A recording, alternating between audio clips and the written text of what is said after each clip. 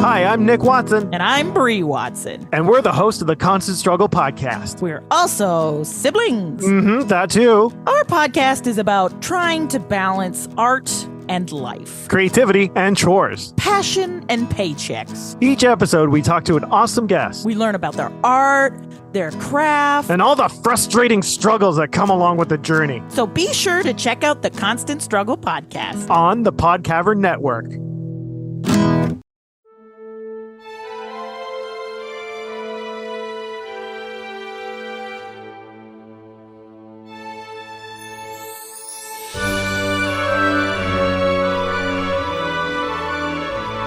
Hi, everyone. I'm Laura. I'm Sam. I'm Tong. And I'm Brad.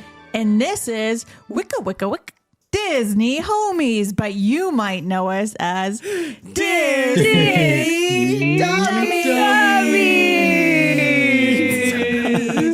That's right, dummies at home. You are listening to the very first installment of our newest series, which is Wicca Disney Homies. Are we married to that? Are we? Maybe just in the introduction. Maybe just I feel like it's just it's sort of like we're remixing things. No, you know I get what I it. mean? I get Yeah, it. but you're saying it like it's the title of the show. Yeah. Wicca, Disney You're also Homies. not committing hard enough to the Wicca. It's like a teacher is reading it off like an assignment. Wicca. Can I tell a quick story? One time when I was in grade 5, we were doing a class assignment on statistics and we were doing polling. And so our teacher asked everyone what their favorite songs were. And someone said Getting Jiggy with It because that was a huge song at the time. And she wrote on the board, Getting Jiggy Wiggy.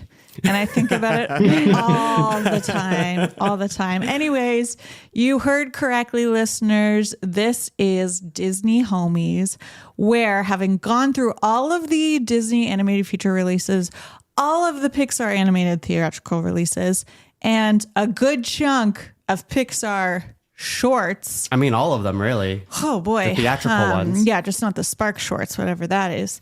We are now tackling an albeit limited selection of Disney's direct to VHS, DVD, home video, whatever you want to call it, releases. Very limited. I think we've done a really excellent job of curating what could have been a massive project and ultimately a really crappy project into a nice selection of, we'll say 5 for now, 5, maybe 6. I feel like early Disney Dummies, like right when the pandemic started, like God forbid that just kept going up until this moment, we would have been like, yeah, fuck it. Let's just do all of the Disney at home direct to DVD. But luckily, yes, it's just a select.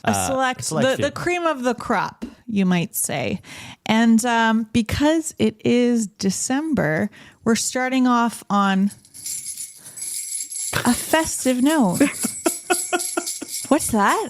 A Disney Christmas movie? That's right, everyone. We are tackling Beauty and the Beast, The Enchanted Christmas. Or as I like to call it, Belle's Enchanted Christmas. Because that's the title in my head, but that's not actually the title. That's what I thought it was called. Because you kept referring to it as that. Was that the title at one point? Did they change it? Stranger things have happened. Is it Beauty and the Beast, Belle's Enchanted Christmas? That's correct. That's what it is? That's what the internet... No. Or is it just Belle's Enchanted Christmas? It's just Enchanted Christmas. No. Yeah. Belle's... It's Beauty and the Beast, The Enchanted Christmas. Belle's not in the title? There's no Belle in the title. I think the third homies, the third Beauty and the Beast homies has Belle's Magical World or some shit. I think the third one is Belle's something. Yeah, because there is another direct to home third video one that came out. There's the third one. Oh my God, we're not doing that. We're probably not going to get into that one. I like how hard to top this one. You know what I mean? Laura brought a prop for the jingle for to introduce the movie, but I wish you brought like a prop for the Wicca. I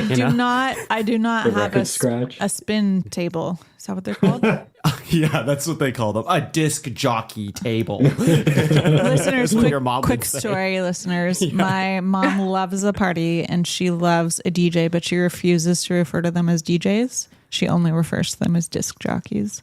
I don't have the heart to tell her that nobody says that anymore. And frankly, I think it's delightful. You do have the heart to tell her. I've heard you tell her that many times. No, I wouldn't. she does what Who's she your wants. disc jockey? I know a good disc jockey. I just love it so much. Oh my gosh. Anyways, here we are, mid-December, early December, really excited about the falling snow that we're getting outside, the festive smells that are filling our homes, and the lights that are glowing on our Christmas tree. And we hope that those of you who are listening are enjoying the holiday season, whether it's Christmas or Hanukkah or any number of other holidays or no holidays. Maybe your holiday is just spending time alone over the break while other people go out and spend way too much money. I respect that too. But yeah, we wanted to bring a little festivities to the episode. And so that's why we're going with a Christmas themed direct to home video release. And I think to get started, I would love to get maybe a short summary from Sam. Do you want to do nostalgia? I guess we could do nostalgia first. Nostalgia? If you want. And Tung, why don't you start off? Yeah, I'll start with my nostalgia. Actually, I do have nostalgia for this, although I also called it Belle's Enchanted Christmas forever up until 10 seconds ago, I guess, when I was corrected. But I do remember watching this at my cousin's place where we used to watch all the Disney movies kind of growing up. But I don't remember it being on very often. I think I might have seen this maybe twice in my life before. And I have no feelings for it because I feel like I watched it and I'm like, why don't we just watch Beauty and the Beast if we're going to watch any Beauty and the Beast thing? And I think after we tried it twice, it was just like, all right, well, it's fine. It's fine. So that is my nostalgia. I haven't seen it in well over, I guess, 20 years. How old is this movie? It came out in 97. Yeah. So yeah. 27 years. Yeah. So it's been a long time since I've seen it. Yeah. And Sam, what about you? Have you seen it recently? Recently, I don't think so, but I had this VHS home video and my sister and I watched the shit out of it. So I know this movie very well. And then I hadn't seen it in several years as I never got it on DVD or anything. And VHS was no more. So I don't think I'd seen it again until I feel like me and my sister tried to put it on a few years ago because we're like, oh, cool, it's on Disney Plus now. And we were both like, oh no. But I don't quite recall how that went down. But that was her memory when I told her recently that I was watching it again too. She's like, oh, I thought that was a bad idea now. So that's my nostalgia. Lovely. And Brad, what about yourself? I had never seen this movie until 2 days ago, but I did know of this movie. Yeah, one of the main animation teachers at Sheridan, Dave Kunsel, was one of the senior animators for Belle on this movie. Well, and that was his claim to fame at Sheridan. So yeah, Brad, did you say Belle? Yeah. Okay, just checking. Well, that's a pretty cool connection. Nice. Yeah, so I mean, yeah, that's why I know this movie exists. Otherwise, I've never watched it or heard of it otherwise. Mm-hmm. But yeah, pretty cool that he was one of the animators on it. Very nice. And Toronto for me, movie. Oh yeah, because it was Toronto and Vancouver, right? Toronto and Vancouver Disney. Maybe yeah, we'll back learn in a the little day. bit more about that in animation angle. Maybe. Maybe. Or maybe I just said everything. I really thought that I had watched this movie before, but upon watching it the other day, I'm not sure I ever have. What? I thought genuinely couldn't tell you. No. Wait, hang on. Wasn't it your idea to do this episode Yes. because you've seen it Because I before? knew it existed and I thought I'd seen it. But upon reflection, I might have I just thought been this whole thinking. Homies thing was based around you wanting to do this movie. That is correct. But I might have been confusing this entire movie with the one snowball fight scene from Beauty and the Beast. Because there's sleigh bells in that. It sounds very Christmassy. So I just assumed that I'd seen this. This is a revelation to all of us. Yeah, you're telling me. I can neither confirm nor deny whether I've seen this movie before 3 nights ago. But you know what? The point is we're here together to talk about it. And I'd love to start off with that summary from Samory. Thanks, Laura. You're welcome. Well, I'm glad I'm doing this summary since I feel like I know the movie best of all of us here. Yes. confirmed. Yeah, I think so. To the point where some things I was seeing when we were watching this that I was like, oh yeah, this is this movie and not Beauty and the Beast. Like they almost that's like how much I feel like I've seen this. It's like they kind of blur together in my mind where I was like, have we ever met the like, I guess we did in Beauty and the Beast, the like fire room guys. Maybe not the axe, but like the big boiler guy is in Beauty Not and the the axe. Is he? The boiler. The big boiler yeah. guy, I think is. I think yeah. so. Or maybe Oh. he's just a lot like the oven range. I don't know. I I might be remember him from conflating the them. original, but I'm not Yeah. going to fact check it. So this movie, it takes place. I mean, the Beast is still a beast for those of you dying to know, because the movie takes place in the middle, like of the first one. It's Christmas time, so it takes place like right after the wolf attack when Belle like escapes and gets fucked up by some wolves, and the Beast comes and like helps her. They kind of allude to that at the beginning of the movie, like, oh, she just got rescued. She's back in the castle. So things are tense, but things are starting to look better at the point we're at when we begin. There's kind of like a narrative of like Mrs. Potts telling Chip this story, like, oh, you know what happened last Christmas, and she dives in and tells this beautiful Christmas story. Beautiful. And beautiful Christmas story. And it all revolves around Belle just wanting to have Christmas at the castle. She wants to spread hope to everybody during these gloomy times. All the servants kind of like allude to the fact that there used to be Christmas at the castle, but there isn't anymore. We get two new characters in this film, Fife and Maestro. Forte. Maestro Forte. Isn't Maestro it? Forte, Yeah. yes. Sorry, Fife calls him Forte. His full name's Maestro Forte.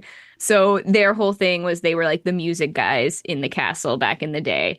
Is Maestro his name? Is that not his job title? When like if you change to chef, wouldn't it be Chef Forte, not Maestro anymore? You know, it's you could be right. Maybe. You could be right.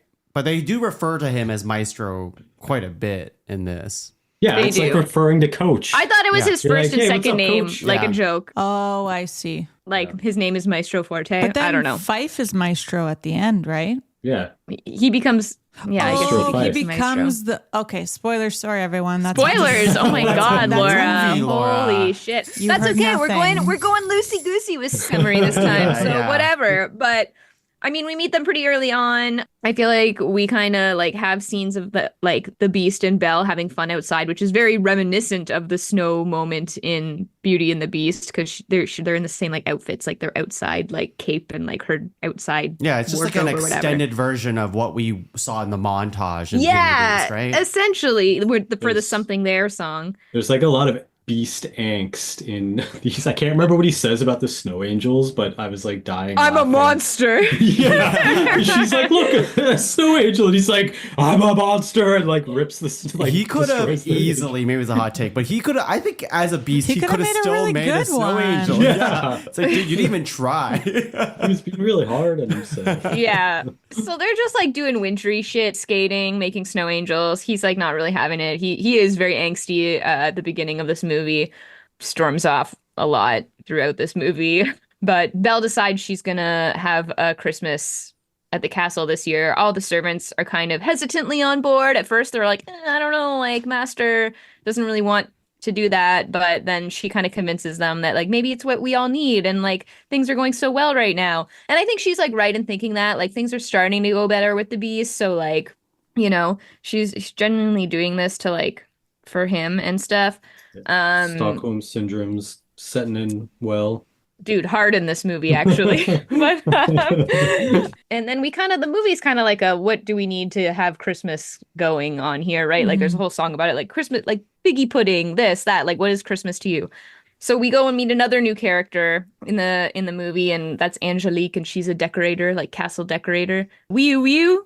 You know what? Yeah, like I was thinking, does anybody in this movie fuck? Yeah. Yeah. But yes, she does. She does. Yeah, Angelique, I would say she fucks She feels like just a replica of the feather duster.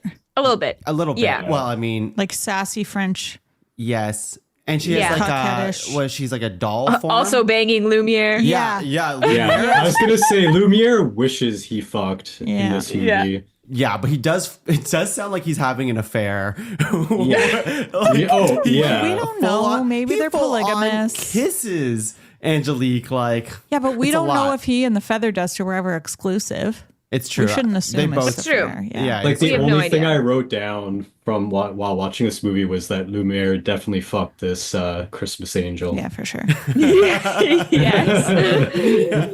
And I would say that's like the biggest song. Like this was the song I always liked as a kid that like stuck with me in this movie is the as long as there's Christmas, I truly Okay. believe. As long as there's Christmas, we'll all be That hope is the greatest. She's like Bernadette Peters herself, Sam. Stunning. Yeah. Thank you. Thank you. Is this the first song? This movie has so No, many songs. we do have a song where she's making a present for the beast. She's making him a book and she sings stories and stories. Oh, right. That one's quite rousing. I'll read him stories from picture books all filled with wonder. Yeah. She So writes a full she's- fucking book in a song. Yeah, she writes a book for the beast. That was like and- 5,000 pages. That was a massive with enormous. drawings. like, And it's I'll all in read French. his stories. It's crazy. Yeah. She's like telling Chip about Christmas because Chip is like a kid and like doesn't know anything about Christmas. So a lot of the time she's like explaining things to him. So she's like, I'm making him this book and I'm doing this and whatever. Chip's like her right hand man to this whole time. And during all this, while she's like setting up Christmas and doing all these things, Fife and Maestro, we learn that like the evil villain is like Maestro and he doesn't want Belle to like really interrupt what he's got going on with the beast, which is really just, I guess he's, I don't know, his like confidant or whatever. We get a flashback to He's a big organ. which is by the he's a big way. organ. Oh yeah, he's a big organ and he's chained to the wall.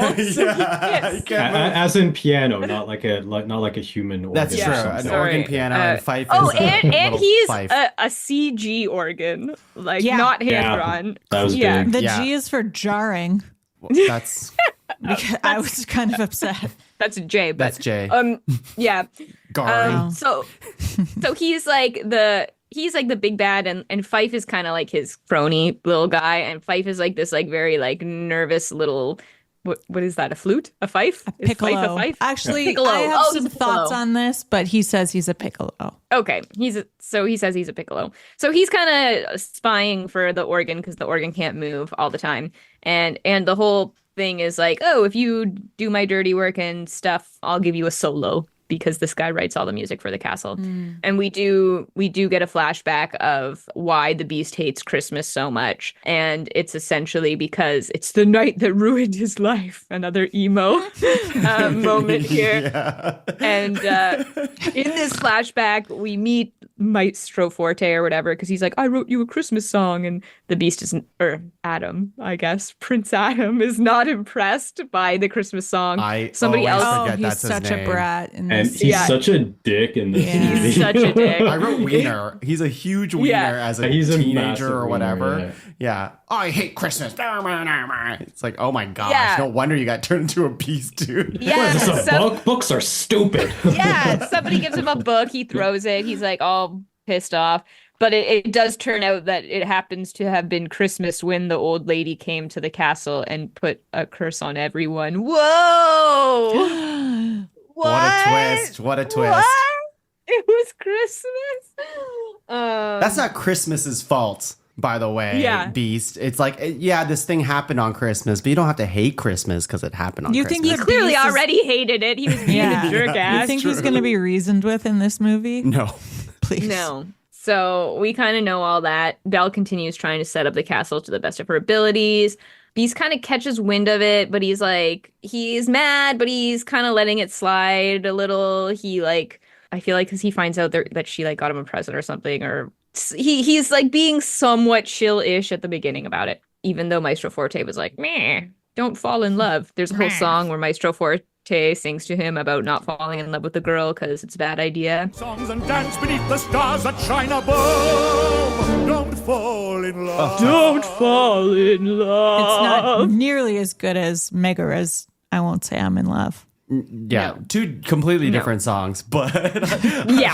I will say that's the song in this movie. That one, we just watched it yesterday. It's completely forgettable. Like I don't remember any of it.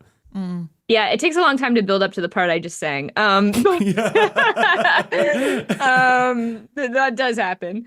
So they're doing pretty good decorating. Everyone's kind of proud of themselves, but they just don't have a tree.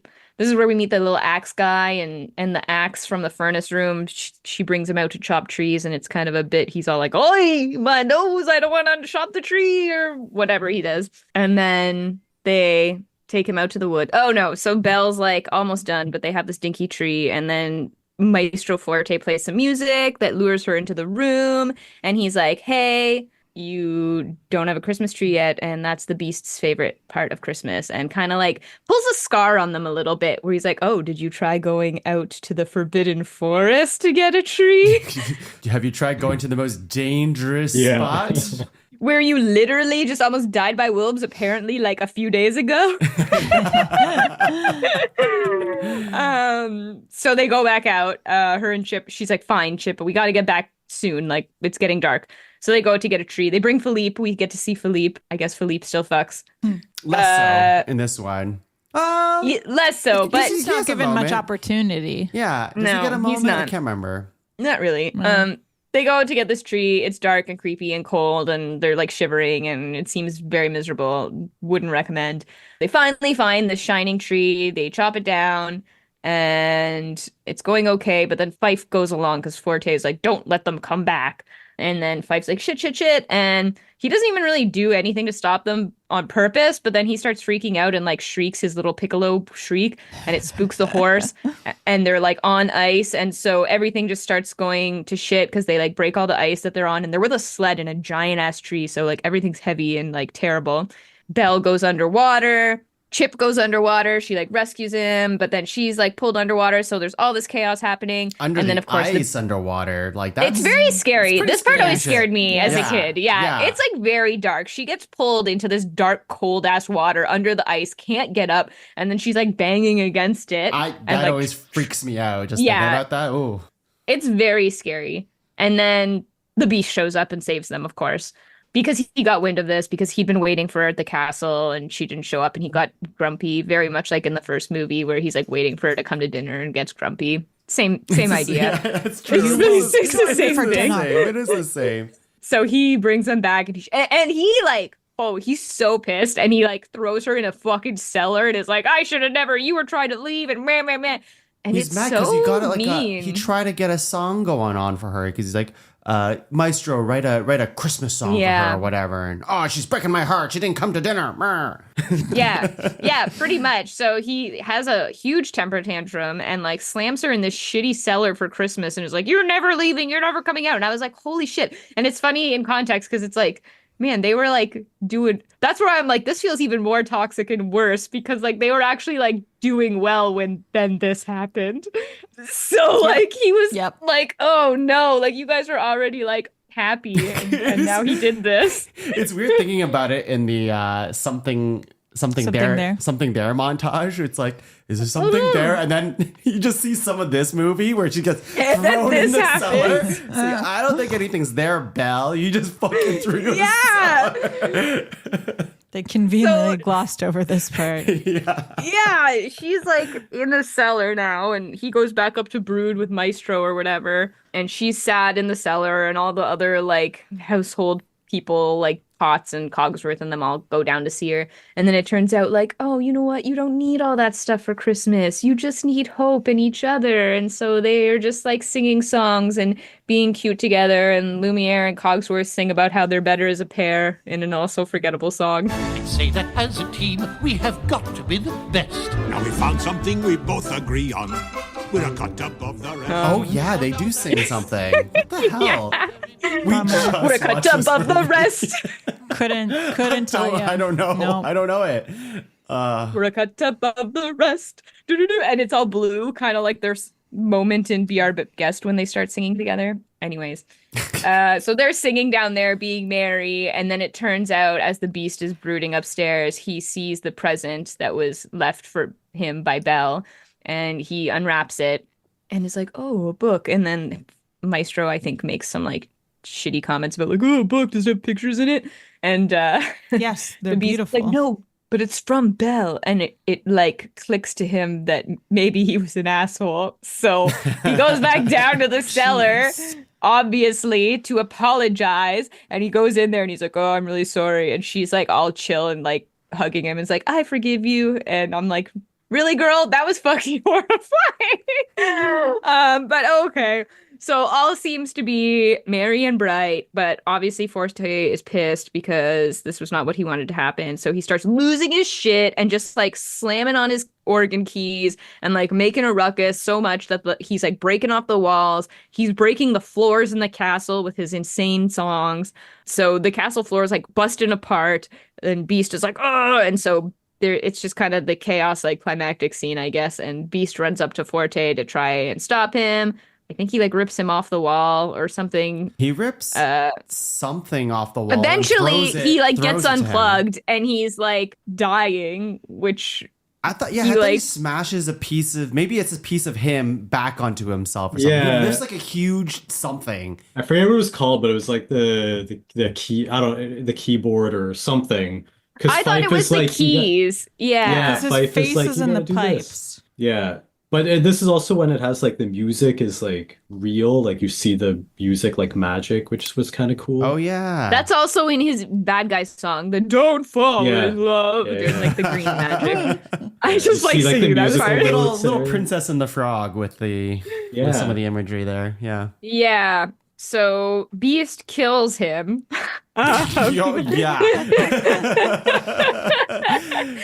And that's pretty much the end of that. They put up the castle. It's not really a fair fight when you have like an organ that can't move. It can't move. It can make a lot of noise, so much noise that it can bring some of the castle down, which seems alarming. But yeah, it's not a fair fight. We also find out like Fife ends up on the good guy's side too, because he finds out that like Maestro never actually wrote a solo for him. All the papers were blank.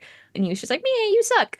So yeah, that's the kind of the end. And they're all like happy. And then we kind of like zip back out to Mrs. Potts telling the story. And she's like, and that was Christmas at the castle last year. And then there's a ball and Belle and Adam come out and are dancing and then stare into each other's eyes over wearing the same outfits that they were in their first dance together. The classic blue and yellow. No, not at the end. That was earlier. Them dancing in those outfits on Christmas in the flashback.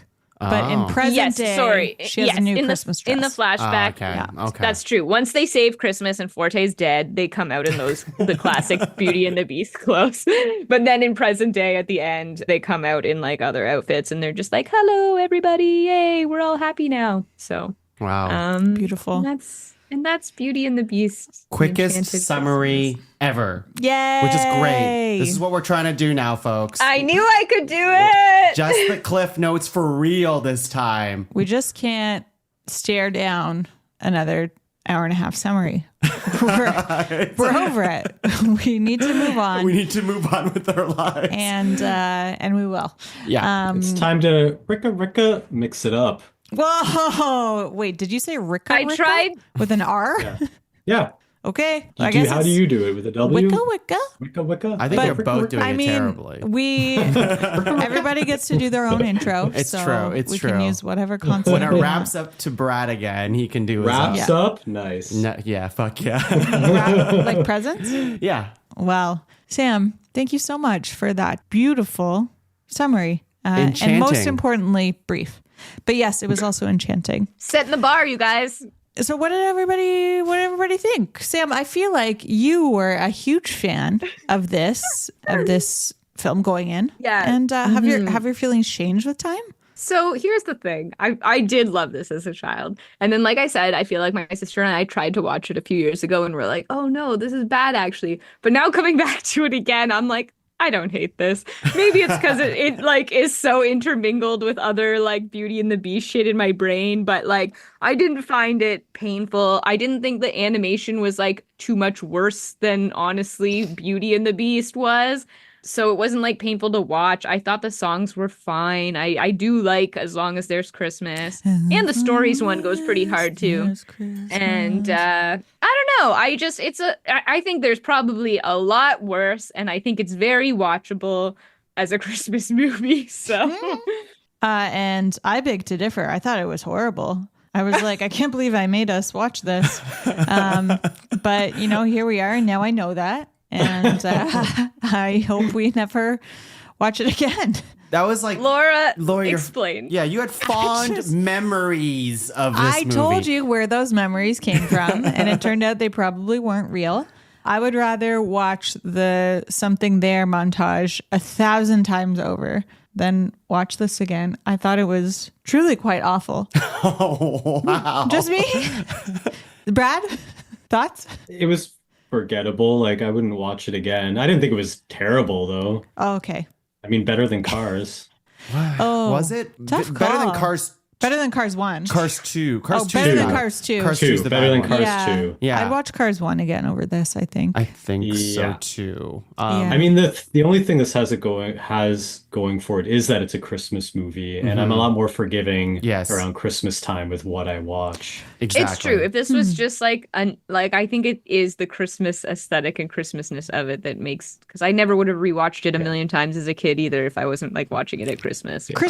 Christmasification. Yeah, it had a couple good songs though. The Yeah, I couple you didn't mind pointed those out too. were pretty decent. But And the Christmas one that she sings, I swear I've heard that one before. Maybe you've played it or something. Maybe it's on a Sam. playlist of mine or something. Yeah. so it was Paige O'Hara again playing Belle, but her voice sounded like you could definitely tell it was her, but I feel like she was singing differently, like more vibrato or something. I thought she sounded a little, no shade, obviously she's amazing, but like a little strained. I was like, you Yeah. sound like I don't think you've aged that much since the last movie, but it No. sounds like it's hurting. Oh, Yeah, like more forced or something. There was definitely Yeah. some notes that didn't land the way that I think Belle would have sang it in the Yeah, first I feel Beauty like and the Belle Beast. has such a pure tone, but in this, it was a lot more like it seemed like she was doing it on purpose. Like it was kind of wavery. I don't know. Anyways, Tung, what do you think? I think I'm with Brad in the way that like I judge Christmas movies like on a curve. Like it's really, if it's a Christmas movie, you gotta be some level of forgiving. They all kind of have the same theme. Christmas movies, you gotta find Christmas. There's hope, there's friends, there's family, whatever, there's gifts.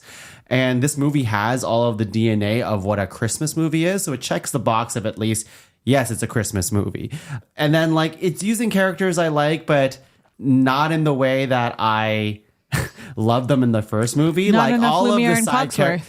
But even when you see them, they get a whole song. they get a Yeah, whole song but it's that I not the forgot right song. entirely. All of the characters, all the side characters, I'm like, I wish I loved you more. It was nice to see you again, but damn, I wish they gave you more. But like whatever. It's a Christmas movie. I've seen so many direct to VHS sequels for Disney movies growing up, like your Tarzans and your Mulans and Hercules, whatever, like the ones that we're not going to be watching for this podcast. And comparing it to those in my memory, this is still better than those guys. And that's something. Because, like, again, you're also looking at this through the lens of, like, it was direct to VHS. So, like, another point of being, like, gotta be a little bit more forgiving in a way because they had, like, a much smaller budget. But that said, like, I would say it's a big old fine is where I would lean into it. I don't think I'd watch it again. I would have watched it again if you wanted to watch it again, Laura, because you love Beauty and the Beast. But now that I know that you despise this movie, then I guess we'll never see it again. And I think the thing that frustrates me about it is that there's so much good Christmas content out there, but I'll only watch Christmas content during December. So it means that I have to have very high standards. Of the thousands of Christmas movies that exist, I'm going to watch max like 15 over the month of December. But leading I've up to seen you Christmas. watch terrible Christmas movies. Yeah, but that's for the first time. I watch them for the first time. I learn that they're terrible, and then I know I don't need to watch them again. And that's it for me with this one. I know that it's not very good, and so I'm not going to watch it again. Hot Frosty. But again, thank goodness it was a Christmas movie, because if it wasn't, it would be probably a pile of flaming garbage, which was the original plan, getting into source material. It was supposed to be just a direct sequel about the younger brother of Gaston, whose name was Avenant, and he was going to be like avenging his brother's death. His plan was to threaten to kill them and then use sorcery to turn Adam back into the beast and then make it look like it was Belle's fault. Dramatic. That sounds like a totally different movie. Yeah, though. yeah. So first of all, he was cut from the story and then they changed the plot entirely. So, but Forte did take on some of the traits of Avenant despite not being related by blood or otherwise to Gaston. The name Avenant came from the original live action film La Belle et la Bête, which means Beauty and the Beast in French. Oh, yeah. okay. And if anyone knew that. And he was like the villain in that movie. Yeah. So Gaston was kind of like based from Beauty and the Beast, kind of based on Avenant from La Belle and la Bête. Anyways, another thing that I wrote down is that you could obtain 4 Beauty and the Beast Enchanted Christmas snow domes with the purchase of the video and Ocean Spray products, as well as a $5 mail-in rebate that you sent to Lever 2000. And that's all from Wikipedia. Thank you, Internet. So source material. And I did sneak in a bit of a Did You Know there. So That's okay. I should probably throw it over to you, Tung, for the rest of the Did You Know. So you got a snow globe if you did this mail-in? You could get 4 snow globes with a mail-in rebate. You send in $5. You send in proof of purchase from the Ocean Spray products and the video. And you can get 4. up to 4? I don't know. They didn't have a lot of details about it. Okay. But Interesting. there's... I mean, Yeah, I feel don't know like if you have to buy it 4 snow times or globe, what. Beauty and the Beast snow globe could be kind of cool. I feel like snow globes are big in the 90s. Yeah. It's true. And I was just looking, I just Googled Beauty and the Beast Enchanted Christmas to see if I could see any merch stuff because I was like, I swear I had something. But then I saw the case for the Blu-ray or the DVD release. And guys, I did have it on DVD. I did buy this You movie. did. Oh my gosh. Oh my gosh. Not good. You know, another positive of this movie, it is a zippy, like an hour and 17 minutes. I love that. We can handle that. We love that. We love that in Disney Dummies. Okay, so the Did You Knows. Back to Disney Did You Knows, away from those Pixar particulars. We have the flashback scene where the prince is transformed into the beast was the original idea for the prologue for Beauty and the Beast 1991, as suggested by the late lyricist Howard Ashman. So I guess they just showed the full thing. And that was like... Yeah. Because I thought they're like, did they retcon this for this movie where like... Because they did it in stained glass window imagery in the original, yeah. And now they fleshed it out and they showed it to us. Way better in stained glass. Yeah. I like to like use my imagination on how it happened. But like this one, they show all you of and you're us like, is that how it happened? That's a little less... Yeah. A little less special, I think. Yeah. The storybook that Belle gives Beast as a present, I already said this out loud, but was written all in French. Good for her. It was all in French. Yeah, except for it had the word hope Yeah. in large font in English. I can't overstate, like, it's crazy to me. She wrote, like, 5,000 page book. And it's like a good book, probably. And there's pictures and it's all about the Beast. And it's And that calligraphy. insane. And she did this in like a day. It's nuts. The only 2 actors who did not reprise their roles from Beauty and the Beast were Hal Smith, Philippe, which I'm like, Philippe? And you know what I noticed? Yeah. I noticed. That's why Philippe did not fuck in this movie. And Bradley Pierce, which was Chip. So Too old. Smith, who died in 1994, was replaced by Frank Welker, while Pierce's role was taken over by... Haley Joel Osment. That's right. And Haley Joel Osment was like a huge kid star back in the day, so He that makes almost sense. played Harry Potter. This was the first product made in Walt Disney Television Animation's Toronto studio, which was later cut down in 2002 because of cutbacks. Cutbacks in animation? Never heard of that. Shocking. And the last one I have was Fife's appearance, mannerisms, and even his laugh are all based on real-life composer Wolfgang Amadeus Mozart, one of the most famous composers of all time. Mozart. Mozart, you say? Have you heard? Check him out. Have you heard of this? Have you heard of this guy? That's it for Disney Diginos. Thank you, Tung. Does anyone else have anything that we should know? No, that was my About- section. So, Did you knows or Yeah. no? How about animation angles? I think I already gave my biggest angle, which is the Dave Quincell connection, which is kind of cool. But I don't know. I do agree with Sam. I think the animation was good. I always find it interesting, to me at least, maybe because I'm in this kind of position. But like for example, I've been watching The Penguin from like the Batman movie It's and now they're doing good. the Penguin TV show, and it is really good. But it's like it doesn't quite feel as cinematic, and that's not to say it's bad. It is really good and cinematic, but it doesn't have the same like vibe necessarily. And so I like to, while I'm watching it, I'm kind of like analyzing it because it's very interesting to me that it's the same world, but it doesn't quite feel the same. Budget's obviously smaller. And so watching Enchanted Christmas, again, I thought it was very interesting because they're also all very talented animators, but it didn't feel as cinematic. It didn't feel as clean to me. It didn't feel like as refined. So I find it just kind of interesting to analyze that and kind of try to pick out like what it is that makes the movie feel so much better to me anyway versus the Enchanted Christmas. Obviously, budget and time constraints are like a massive thing. I was trying to look up what their budget was, what the timeline was. Couldn't find any information on that. They don't want you to know that. Yeah. Yeah. I'm sure it's dramatically different. Much like Sam and I working in TV, it's like the show I'm on, I have to do like put out an 11-minute episode every single week. Oh my But God. in a movie setting, you do like 5 seconds a month, and it's like it's a completely different thing to deal with. But I do think so obviously like they can't spend as long, the animators can't spend as long polishing their animation, plussing it, refining it. And I feel like I can kind of see in the movie that there's a few more shortcuts. The in-betweens aren't quite as like robust. It's a little bit more A to B than maybe the actual movie. But I think for me anyway, the defining difference I noticed was the cleanup artists, which are very unsung back in the day. The Disney cleanup artists for the theatrical release, like if you look at the images side by side, the movie images, there's a very fine thin to thick for the line. And that helps have so much weight and shadow to the characters. And that's like a whole art that Disney used to teach back in the day. That's gone now because we don't do it hand drawn anymore. Whereas if you look at this movie, everything's the same thickness. It's almost like they did it with like a ballpoint pen.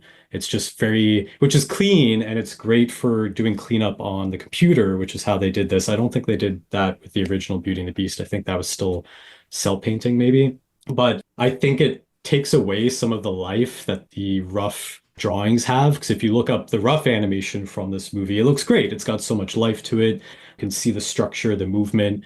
But then I feel like you kind of get cleanup artists that either because this was the art direction or they just weren't quite as like skilled with cleaning up the characters as the movie people were.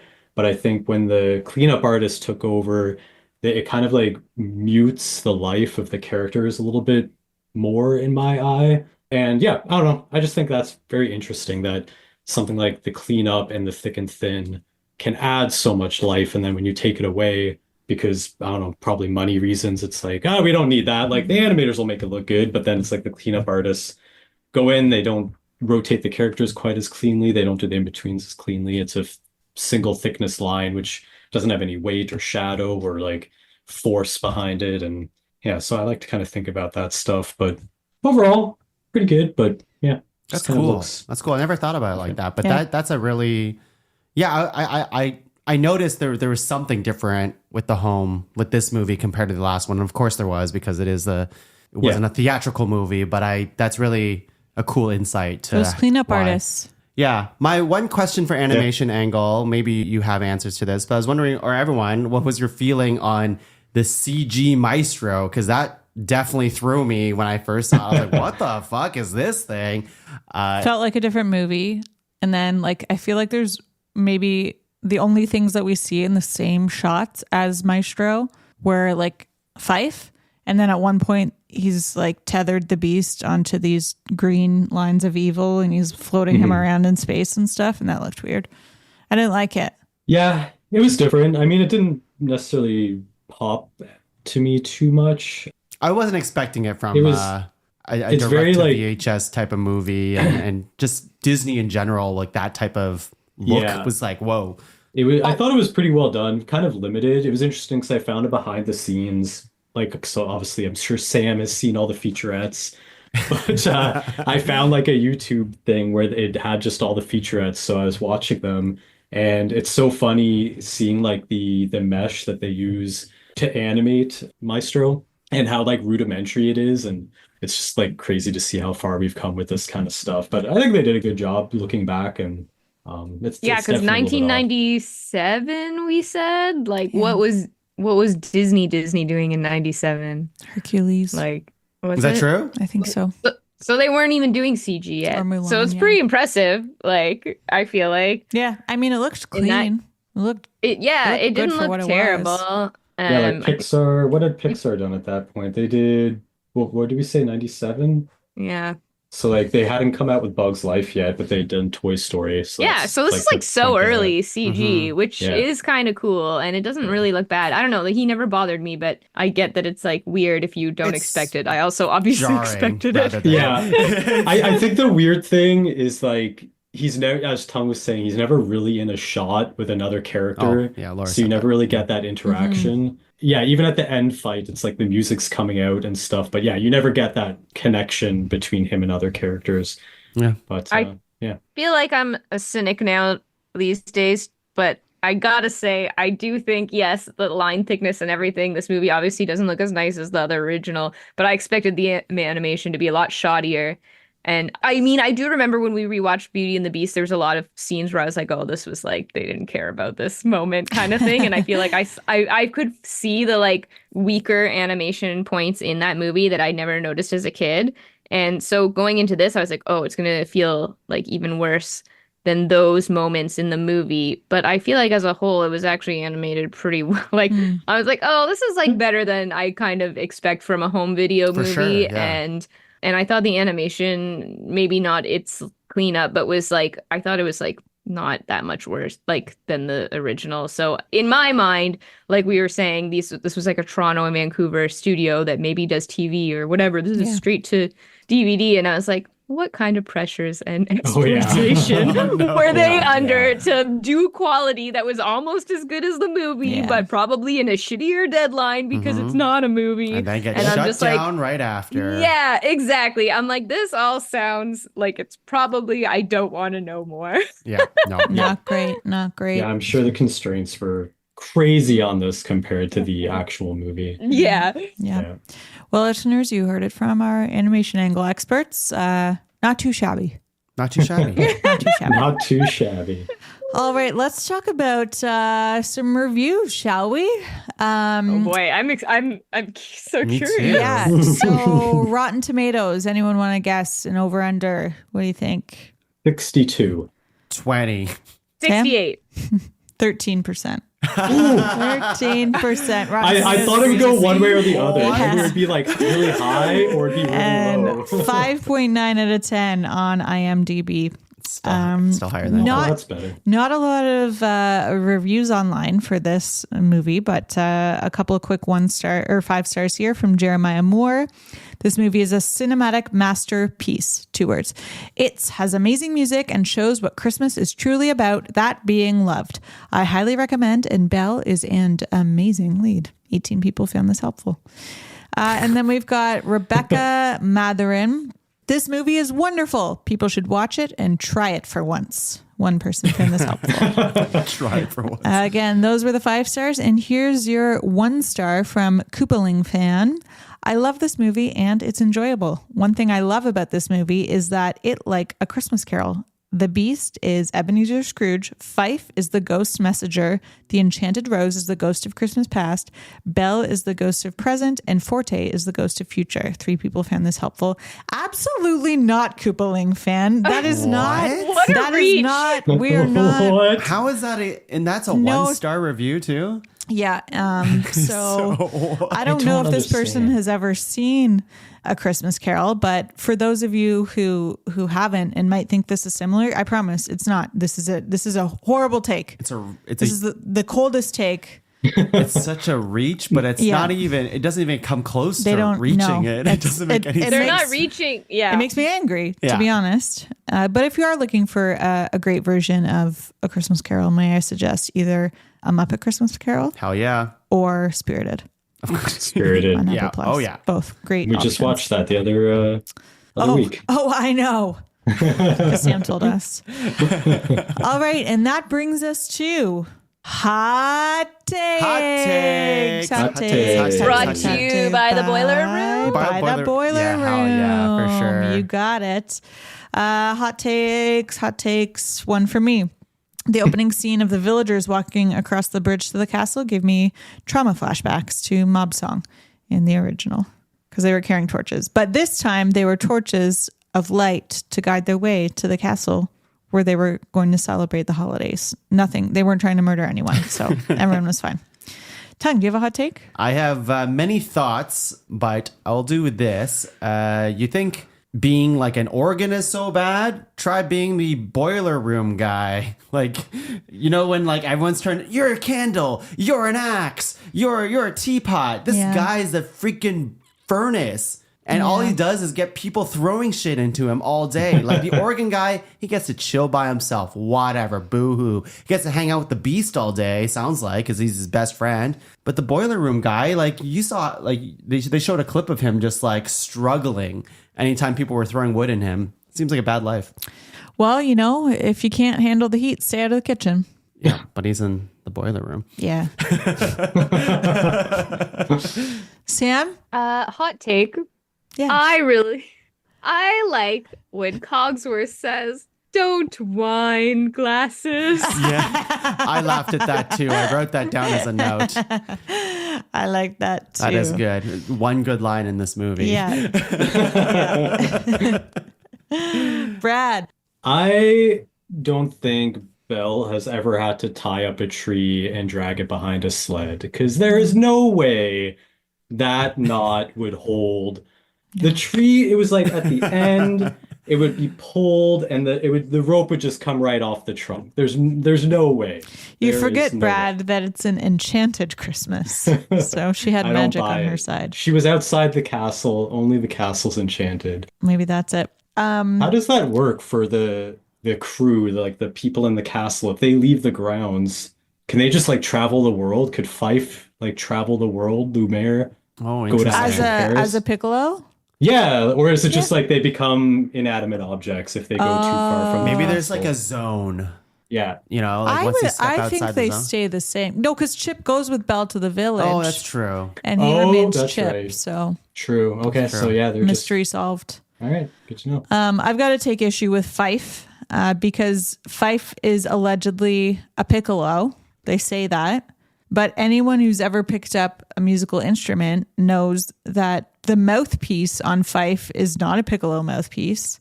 It is a recorder mouthpiece jammed into the body of a piccolo. So that doesn't make sense. But then when he is in human form, he does play a piccolo, which has the correct mouthpiece on it. And I have to ask why. There's no reason they couldn't animate a regular piccolo mouthpiece. But If anything, it looks more like a face than a recorder mouthpiece. you know, Disney loves their recorders with Prince Eric, so they had to like sneak in some sort of recorder. I don't know. It really bugged me. Clearly. Where you got tongue? So Belle was singing in one of her songs about, you know, how excited she was for Christmas and stuff. And one of her lines, I didn't write it verbatim, but it was basically saying she wanted the Christmas decorations staying up till July. And I'm like, Belle, that's psychotic. Yeah, but Taylor Swift could never. What the fuck? Maybe Till July? Maybe that's where T Swift got the lyric. We can leave the Christmas lights up till January. Yep. Maybe it was inspired by this because she knew that July was psychotic. So she was like, you know what, we'll just go with January. Yeah, January is very, I think, reasonable. Yeah. Winter, yeah. You know, even towards the end of winter, I'm like, fine, whatever. I'm not going to do that, but it's still winter. Sure. But July, you've already gone through spring. Yeah. You're in the middle of summer. Get out of here, Belle. Take the lights down. I think it depends if we're talking indoor or outdoor lights. Does it? Well, yeah, because outdoor, they're going to stay up till like the snow's mostly gone. I'm not going to like get on a ladder and take down those lights. Indoor, that's like early January at the latest. Yeah, exactly. There you go. Belle's crazy. Yes. Any other hot takes from your side of the room, Sam and Brad? I don't think so. No, I got very distracted by her tying that tree up and couldn't really think of anything else. You had a rage blackout. I get it. Yeah.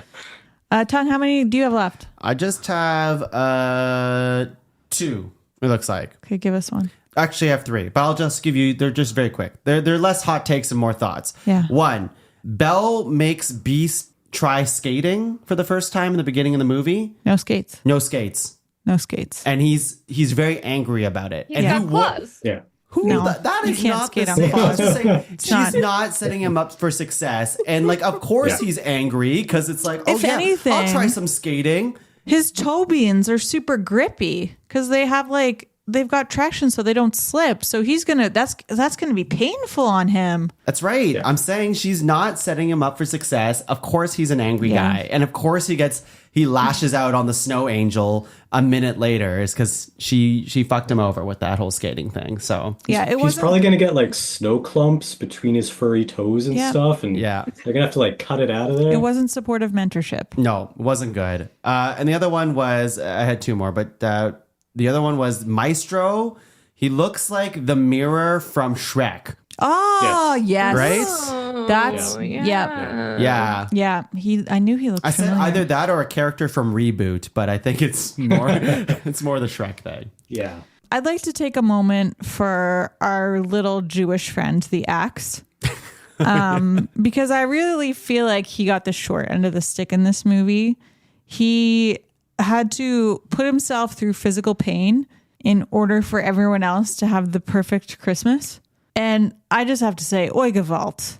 I mean, that was not a very nice depiction of the only Jewish character, presumably in the film. And he's just like working for everybody else and constantly trying to like trick them. It seemed like I don't know about this. I don't know about this Axe representation. Yeah. So Never thought about it like that. Just had to give him a That's bit true. of a That's- shout out here. Yeah. Yeah, that's fair. I'm surprised they even take him to the big tree moment, to be honest. And like he didn't have a redemption Left moment behind. like Fife did. It's true. Did he just sink into the water at the end? I don't know if we saw him again. Oh yeah. Did he come home with them? Was he at the ball I at don't the know. end? Probably not. Oh yeah, we never see a human version of. He's like the only new character we don't see a human version of. He didn't make it. So He didn't make it. feels a bit written by J.K. Rowling, you know what I Oh mean? boy. No. Oh no. Now I really don't like this movie. Anyways. Oh my god. I was wondering during the movie, what's the deal with the Yule log? Like I've heard of Yule logs Yeah. before, but do you literally just pick a log out of the chopping block fire and like the wood pile and you're just like, this is the one we're gonna burn on the day? Is that all it is? Like You make a wish. Is that what it is?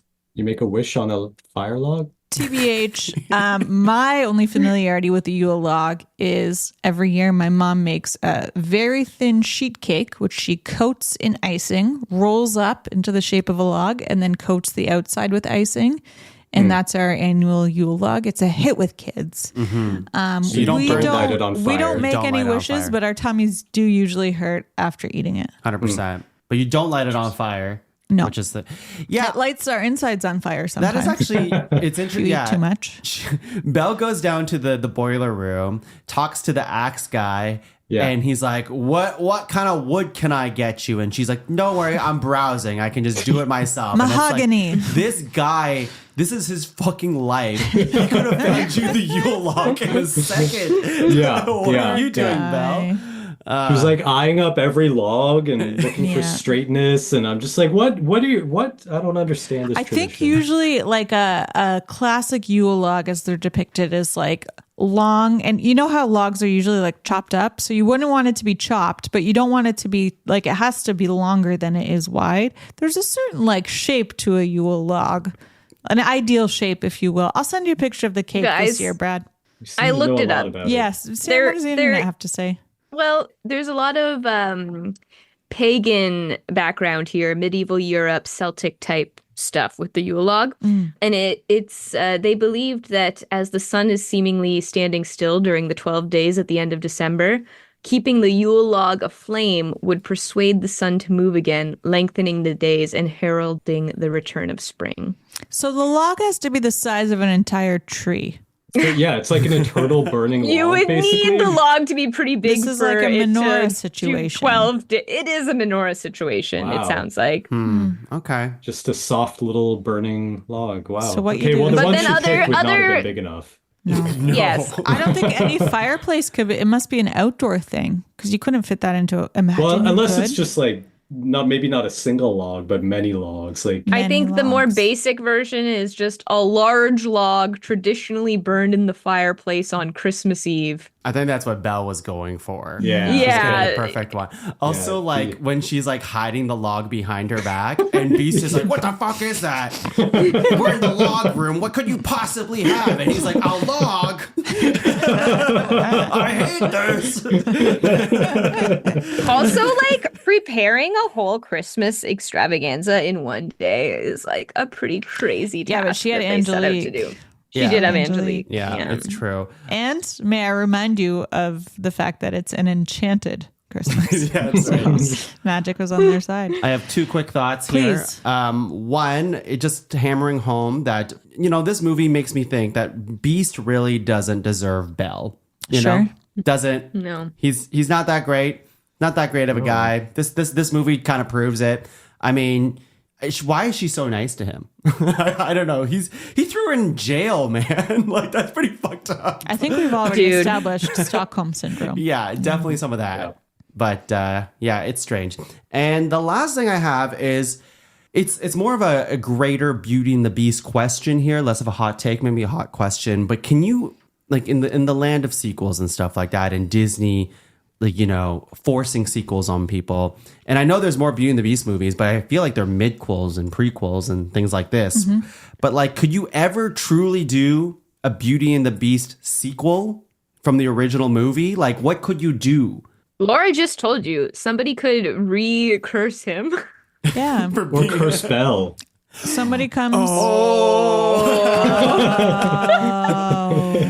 Yo, Belle would be a hot beast. I don't want to This think better about not it. awaken anything in me. Sam's furiously drying under her bed later tonight. All right. Good Well, I idea. can't wait for those. All right, everyone. Thanks for tuning in to our very first episode of Disney Homies. We hope you wicca liked it. And we're going to swing on back over to a regular episode of Disney Dummies for our next episode with the release of Make Way, Moana 2. Oh boy. Oh boy. Oh, boy. We haven't seen it yet, but reviews are not great. So They we'll see don't what care. happens. They don't care. They No. made a ton of money. They we don't could care. talk about it next episode. And we don't care. And we're going to bring you our fresh perspectives on it in just a couple of short weeks. But we will do another Disney Homies And then after back that. into Back it. in the, Yeah. in the new year, So it looks we'll like. maybe Maybe- hop into Maybe Sexy Lion? maybe Sexy some Lion? Sexy Lion. Maybe some sexy lions. or maybe sexy some- Jafar. Never. He's never sexy. Is he sexy in the live action one? I think he is in the live think action. so, yeah. Yeah. Anyways. He might be a little I would use the sexy. word twisted, but Your beard. So. Anyways, we appreciate your time. We appreciate your festive spirit as we tackled our first holiday themed episode. And we appreciate you singing it out with us. Take it away, Sam. As long Stories and stories. Don't fall in love. Na na na na na na na. Ooh, ooh, ooh. Da-na-na-na-na. That one? sure. Wait. Yeah, there you go. There you go.